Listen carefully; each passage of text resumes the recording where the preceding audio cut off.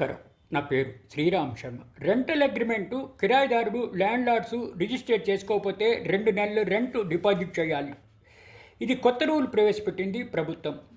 అన్ని టెనెన్సీ అగ్రిమెంట్లు తప్పనిసరిగా digital stamping అలాగే ఆన్లైన్ రిజిస్ట్రేషను 60 రోజుల లోపల చేసుకుని తీరాలి. ఒకవేళ రిజిస్ట్రేషన్ చేసుకోకపోతే 5,000 రూపాయలు పెనాల్టీ చెల్లించవలసి ఉంటుంది. ఇట్లా ఒకవేళ రిజిస్ట్రేషన్ చేయకపోతే ఏవైనా తగాదాలు ఇద్దరి మధ్య వస్తే కోర్టుకు వెళ్ళలేరు.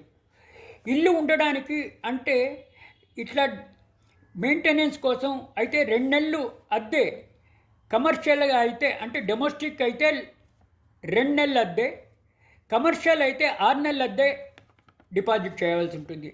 అద్దె పెంచాలంటే 90 రోజుల నోటీసు ల్యాండ్లార్డు కిరాయిదారుడికి ఇవ్వవలసి ఉంటుంది.